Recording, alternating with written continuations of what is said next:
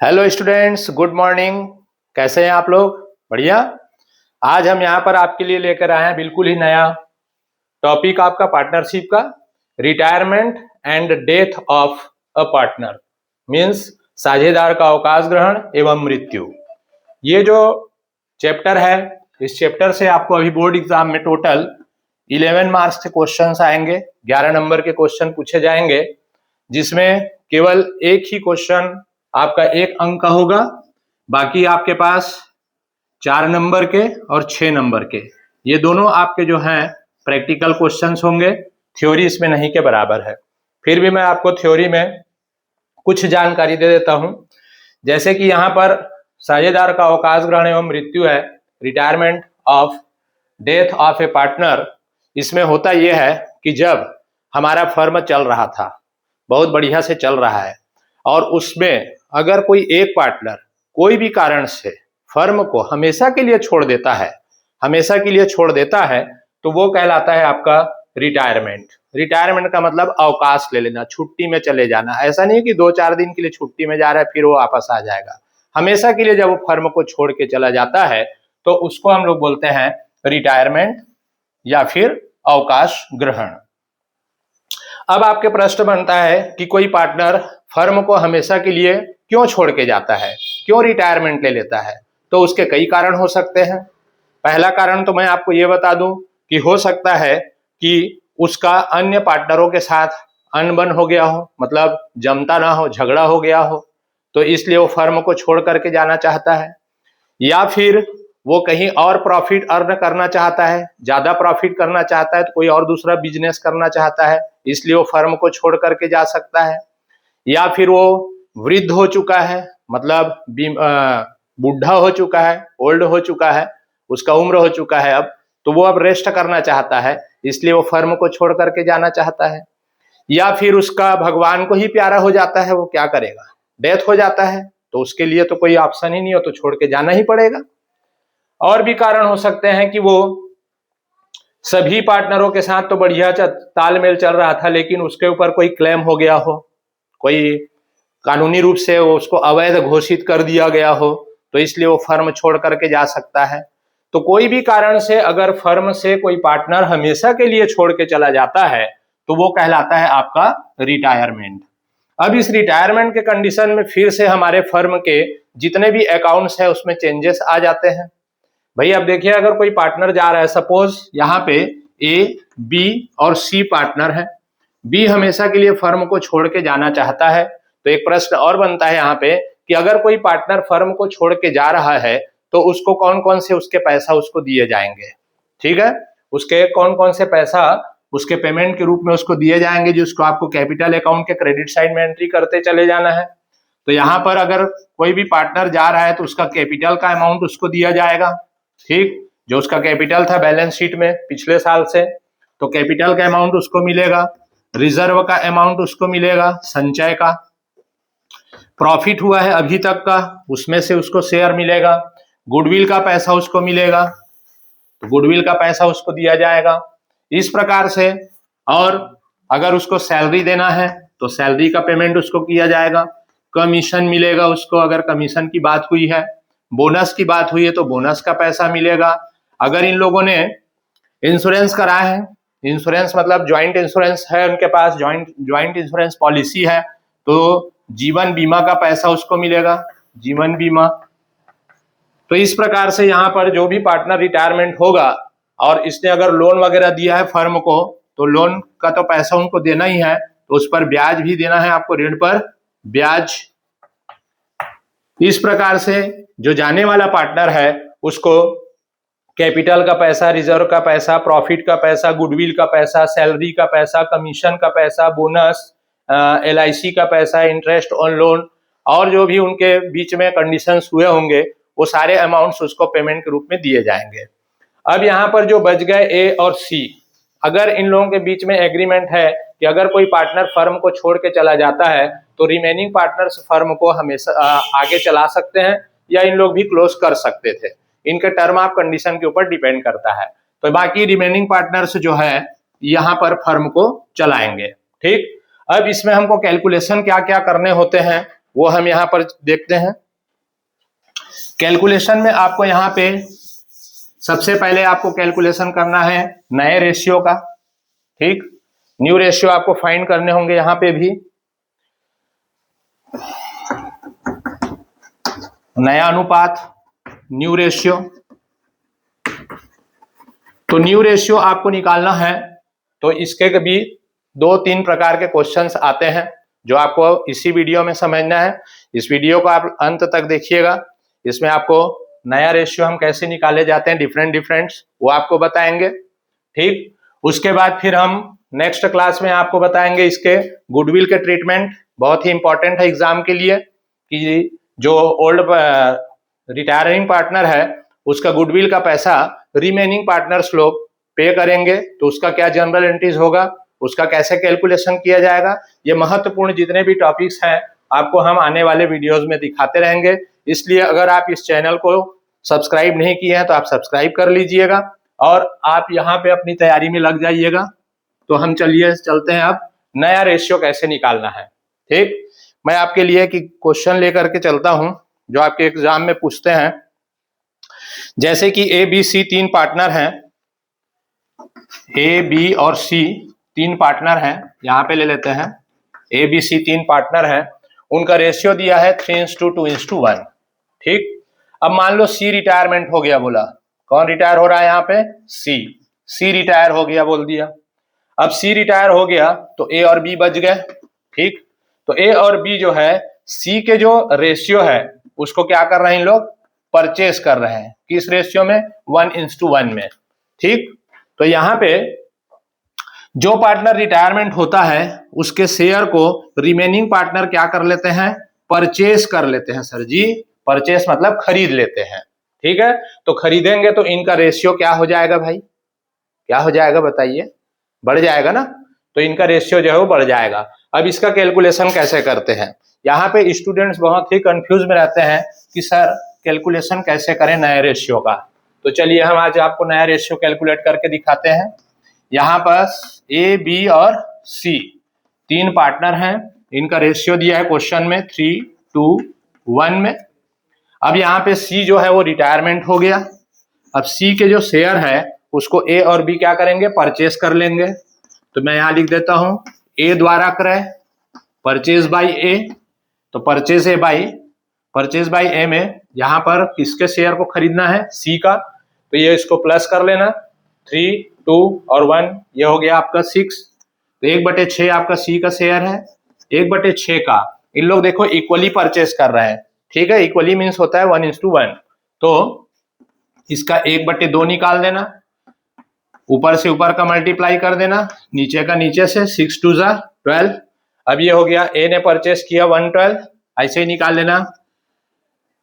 B द्वारा क्रय, purchase by B, तो बी भी खरीदा 1/6 का 1/2, ये भी सेम आएगा 1/12। अब इसके बाद आप क्या करेंगे, ए के ओल्ड रेशियो में ये जो परचेस किए हैं उसको प्लस कर देना, तो ए का नया रेशियो निकल जाएगा। इसलिए देयरफॉर ए का नया अनुपात, new ratio of A is equal to, तो ए के पास था ओल्ड रेशियो 3/, ये तीनों का टोटल लगाइएगा, ये दोनों का नहीं, तीनों का। तो 3 2 5 और 1 6, 3/6, इसमें प्लस कर देंगे 1/12 को। यहाँ पर आप एलसीएम ले लेना, किसको, 12 को। तो एलसीएम हमने 12 को लिया क्योंकि बड़ी संख्या कौन है यहाँ पे, 12 है। 6 के टेबल में जा रहा है तो बड़ी संख्या को आप एलसीएम ले सकते हैं, ठीक है। अब इसका क्या करेंगे, 6 से 12 को दे देंगे, भाग दे देंगे। तो 6 से 2 को डिवाइड करेंगे, कितने बार में गया, 2 बार में गया। ऊपर से इसको मल्टीप्लाई करेंगे, 3 2 6, बीच में प्लस का निशान है, प्लस लगाएंगे। 12 से 12 को डिवाइड करेंगे, 1 बार में गया, तो ऊपर से मल्टीप्लाई करेंगे, 1 1 1। तो यहाँ पर आपका इसका रेशियो आ गया 7/12। तो 7/12 आ गया ए का न्यू रेशियो। इसी प्रकार से हम निकाल देंगे बी का। तो बी का न्यू रेशियो, बी का नया अनुपात बराबर, बी का ओल्ड रेशियो देखिए क्या है, 2/6। इसने कितना परचेस किया है, ए बी 1/12 परचेस किया है, तो ये आ गया आपका। 12 को ले लिया एलसीएम, 6 से इसको डिवाइड किए, कितने बार में गया, 2 बार में, तो ऊपर मल्टीप्लाई करेंगे, जितने बार में जाता है 2 2 जा 4 और यहाँ पर 12 1 जा 12, 1 1 जा 1। तो ये हो गया आपका 4 और 1 5, 5/12 इसका आ गया। तो इस प्रकार से इनका नया रेशियो फाइंड हुआ 7:5। ओके, ये आपका नया रेशियो आ गया। इसी में फिर आपको गेनिंग रेशियो पूछा जाता है। गेनिंग रेशियो फाइंड करना बहुत जरूरी है, आगे वाले क्वेश्चन में हम उसको भी आपको बताएंगे। आई होप आपको ये समझ आया होगा। सबसे पहले आप क्या करेंगे, क्वेश्चन में कहा है कि ए ने परचेस किया है 1 और बी ने भी परचेस किया है 1, मतलब इक्वल परचेस किए हैं। तो ए ने परचेस किया तो पहले निकाल लेंगे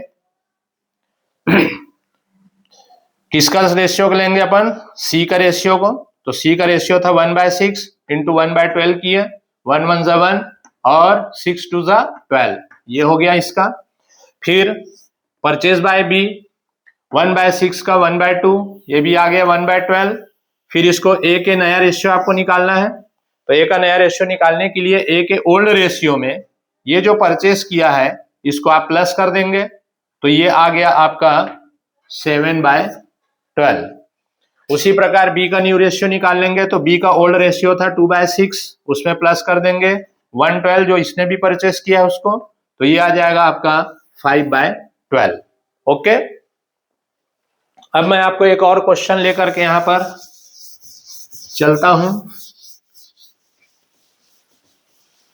चलिए, नेक्स्ट क्वेश्चन बोलता है कि ए बी सी 3 पार्टनर हैं, तीनों का रेशियो दिया है आपको 2 2 1। ये ए का है, ये बी का है और ये सी का है। सी जो रिटायरमेंट हो गया, तो सी जो है रिटायरमेंट हो गया, चलो इसको मैं डिब्बे में दिखा देता हूं, सी रिटायरमेंट हो गया। अब सी का जो शेयर है उसको ए और बी परचेस करेंगे, यहां पर डिफरेंट रेशियो में परचेस कर रहे हैं 2:1 में। ठीक, 2:1 में परचेस कर लिए, 2 हिस्सा ए ने खरीद लिया और 1 हिस्से को बी ने खरीद लिया। तो अभी जैसे हम बनाए थे वैसे ही बनाएंगे। तो सबसे पहले यहां पर हम लिख लेंगे share of C is equal to 1 by, इसको प्लस कर लीजिए 1/5। तो 1/5 था सी का शेयर, इसमें से परचेस कर लिया कौन, ए। तो purchases by A is equal to 1/5 का मल्टीप्लाई करेंगे। ये देखिए इसका क्या है रेशियो 2 है, इसको दोनों को प्लस कर लीजिए तो क्या हो गया 2/3। अब इसको मल्टीप्लाई कर देंगे, 2 1 जा 2, 5 3 जा 15। उसी प्रकार से आप निकाल लेंगे परचेसेस बाय बी, तो 1/5 को ही लेना, इसको मल्टीप्लाई कर देंगे, बी ने कितना खरीदा है देखो 1/3, तो 1 1 जा 1 और 5 3 जा 15। ये हो गया इनका परचेसिंग रेशियो। यही इनका गेनिंग रेशियो भी निकलेगा जब निकालेंगे बाद में। अब हम लोग निकालेंगे यहां पर इसलिए new ratio of A, new ratio of A का नया अनुपात। तो न्यू रेशियो ऑफ ए निकालना है, तो ए का ओल्ड रेशियो देखिए क्या था 2/5 था, उसमें और प्लस हो गया कितना 2/15। ओके, यहां पर फिर देखिए आप बड़ी संख्या कौन है नीचे, 5 है कि 15, तो 15 है, तो 15 को ले लिया। यहां पर हमने एलसीएम 5 के टेबल से इसको डिवाइड कीजिए, काट डालिए, कितने बार में गया 3 बार में, जितने बार में जाता है ऊपर से मल्टीप्लाई, तो 3 2 जा 6 प्लस 15 से 15 को डिवाइड करेंगे, कितने बार में गया 1 बार में, ऊपर से मल्टीप्लाई 2 1 जा 2। अब ये दोनों को प्लस कर दिए तो क्या हो गया 8/15। ये इसका आंसर आ गया। सेम ऐसे ही चलिए निकाल लीजिए आप लोग भी न्यू रेशियो ऑफ बी।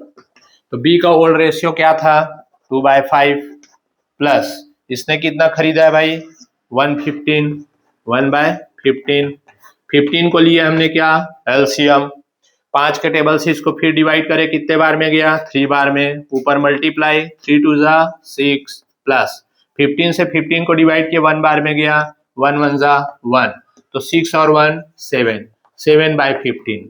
तो ये आ गया इनका answer finally new ratio A और बी का is equal to 8 into 7, right. Okay, तो 8/8:7 इनका रेशियो आ गया।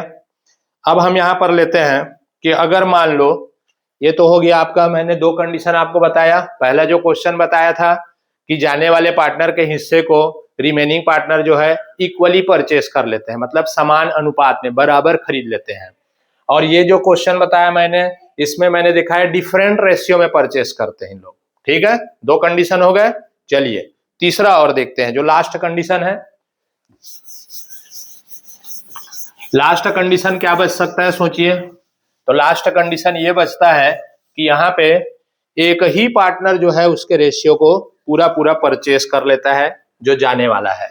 जैसे कि आपके पास एग्जांपल मैं ले रहा हूं, ए, बी और सी, तीन पार्टनर हैं, इनका रेशियो है 3:1।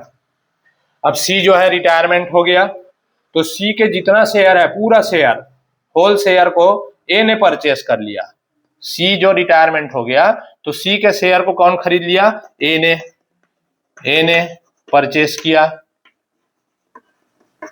पूरा हिस्सा को, मतलब 1/3 और 2 5 और 1 6, 1/6 को। तो आपको ज्यादा इसमें वर्क नहीं करना है, लेकिन ध्यान से समझे।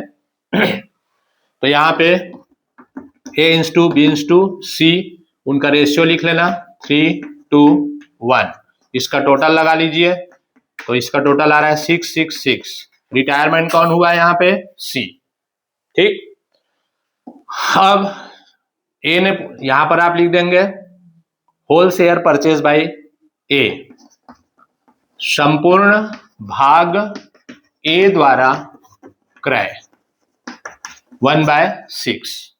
ठीक है, होल शेयर्स परचेज बाय ए 1/6। तो ए ने खरीद लिया, तब इसलिए ए का नया रेशियो क्या निकलेगा, ए का नया रेशियो, नया अनुपात, new ratio of A is equal to, A के पास था 3/6 प्लस हो जाएगा 1/6, टोटल लगा देंगे। अब यहां पर देखिए सर सेम है, तो आप क्या करना, 6 को लेना एलसीएम। देखो भैया, कई बच्चे क्या करते हैं मालूम है, ऊपर को प्लस कर देते हैं, नीचे को प्लस कर देते हैं, हो गया सत्यानाश। तो एलसीएम कभी भी आपको लेना है प्लस माइनस वाले में, तो आप यहां पर अगर ये दोनों सेम है, इक्वल है, तो कोई भी एक अंक को आप यहां पर एलसीएम ले सकते हैं। ठीक, अब 6 से 6 को डिवाइड करेंगे, 1 बार में गया तो 3 1 जा 3 ही आया, और 6 से 6 को डिवाइड किए, एक बार में गया तो 1 1 जा 1 ही आया। तो आप डायरेक्ट प्लस कर सकते हैं। तो ये हो गया 3 और 1 4, 4/6 आ गया।